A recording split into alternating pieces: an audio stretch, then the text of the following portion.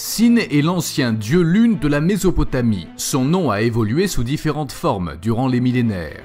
Le symbole qui le représentait était le croissant de lune et le taureau. À travers les différents royaumes, époques et régions, Sin deviendra Baal.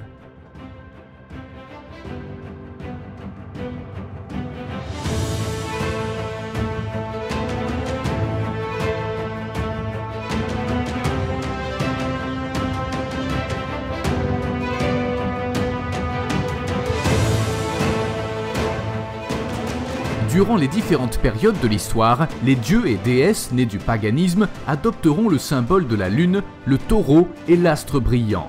L'astre brillant symbolise Lucifer ou Satan. Lucifer est défini dans la Bible, Ésaïe chapitre 14, verset 12. « Te voilà tombé du ciel, astre brillant, fils de l'aurore ». Baal sera représenté sous différents aspects, en fonction de la région, de l'époque où il était vénéré. Très souvent, les symboles du croissant de lune, le taureau ou un astre brillant le représentent.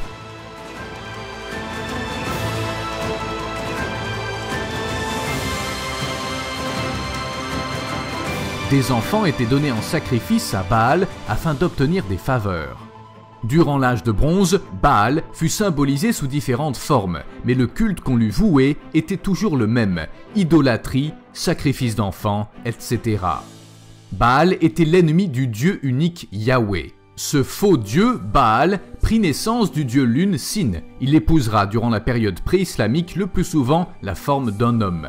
Baal est l'ennemi de Yahweh, Dieu tout-puissant, mais il perdit en popularité lorsqu'Élie, le prophète de Yahweh, gagna lors de sa confrontation contre les prophètes de Baal.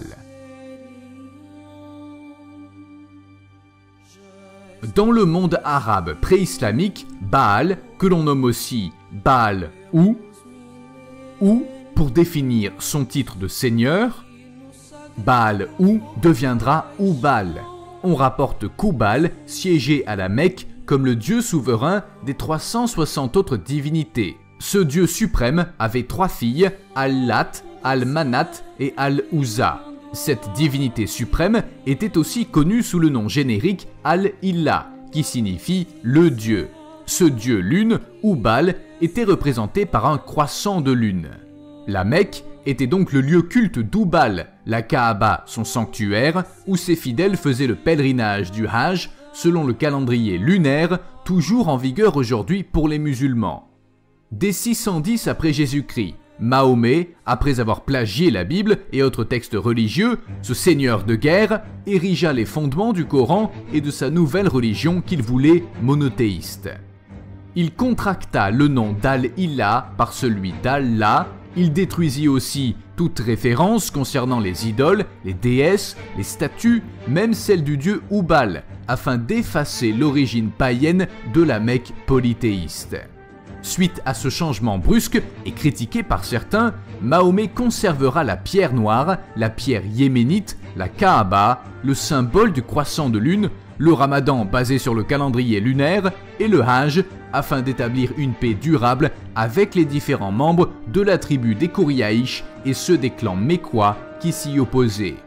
L'islam a pris naissance dans le syncrétisme religieux, sous une grande influence païenne dont la doctrine ou les pratiques sont un mélange d'éléments pris dans différentes croyances idolâtres. Ensuite, le faux prophète de l'islam, Mahomet, nommé aussi Muhammad, déclara qu'il n'y a pas d'autre Dieu qu'Allah et que Mahomet est son messager. Tous ceux opposés à réciter ce message, la Shahada, étaient exécutés ou persécutés. Voilà la véritable origine de l'islam. Cette religion n'a pas commencé avec Abraham, comme c'est encore prétendu de nos jours. Ce Mahomet a simplement banni les autres divinités arabes et désigné Allah comme étant le seul vrai Dieu.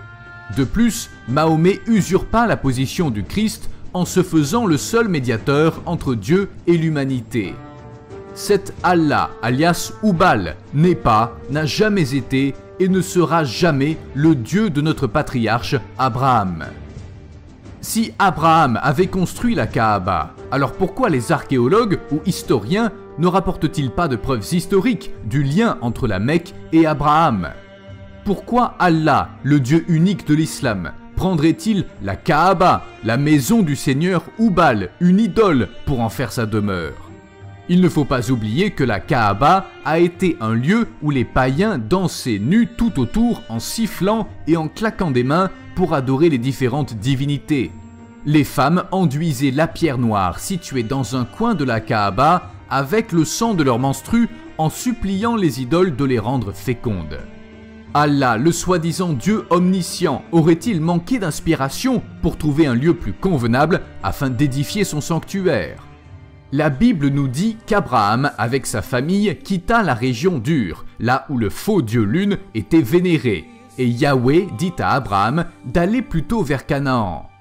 Il est flagrant, selon les sources historiques, que les musulmans vénèrent des objets de culte païens, tels la pierre noire, et que les Arabes pré-islamiques vénéraient des divinités païennes.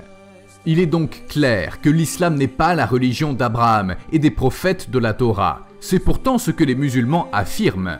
Allah n'est qu'une divinité lunaire associée au croissant de lune qui chevauche les mosquées et leurs minarets.